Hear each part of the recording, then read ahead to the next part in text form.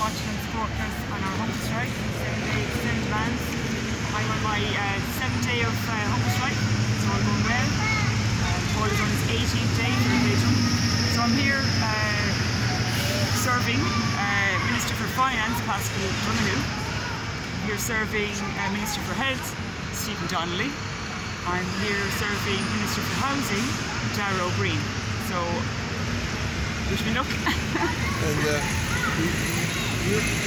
this is the content of the letters. Could you tell content of the letters that is inside of this letters? Like summary. Is it about issues that we have at the moment? The issues regards the homelessness crisis, regards personal engagement with some personal stories that I had the opportunity to discuss and elaborate further on. For example, the young Irish woman pregnant that had difficulty being accommodated with DCC, Dublin City Council, and it's disgraceful to carry on with them. The lady in question, lovely woman, educated, to drugs, things like that, through very traumatic situation where she was homeless for a period of time. So 8 months pregnant, and she at 6 months she got somewhere, but she was a long time on the streets, like outside GPO, outside train stations. So I mean, that's really a story that I'm not going to forget for some time. I mean, I covered really all the energy costs, the price of the water charges, abolishing water charges, the 100% address for mica, pyrite, you know,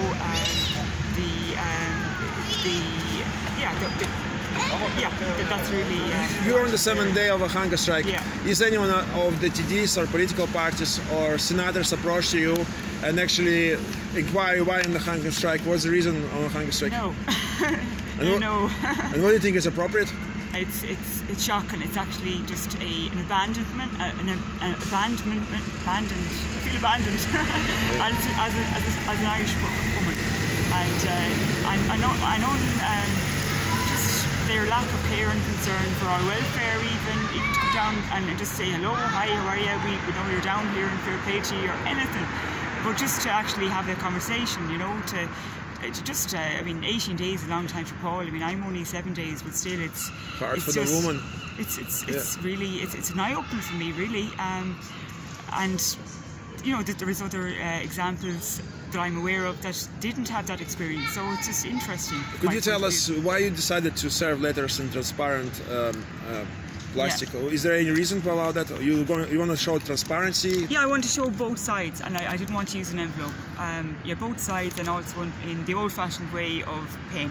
So you don't need a laptop or any sort of highfalutin skills, you know, with typing or anything like that. So I hadn't access to that facility. So I just went. You can see by my hands they were covered in ink. So I was. How long it takes you to write the letters like this, preparing yourself? Very detailed, and you need concentration when you're going to write the letter. So I was in a tent, and there was a lot of the sounds around me and everything, and people approaching, so it was hard for me to tear away from friends approaching and that, like, so I got it eventually done, better late than never, but yeah. Do you suggest people to come to Leinster House if they have any issues or problem about like health service or about housing or homelessness? Do you think they need to serve more letters and people need to more complain about the service, disgusting service that we have? Yeah, do you think we need a lot, we need mass serving now, because it works when we all unite and we all just get out the pen and paper, lads and lassies, you know, it's very simple, and you know, I can do it, you can do it. Yeah, you mentioned about registered post, it costs $8.20, is it? It's very expensive now when at the moment. So in this as well, when you send by registered post, there's no proof of delivery. When you come in person and you record the video, you actually could prove it that it was delivered. You know, you can show to the people. There's a video evidence that it was delivered. You know, so satisfying. Is it your first time sending letters to Leinster House like this? It is. It really is. So I'm looking forward to it.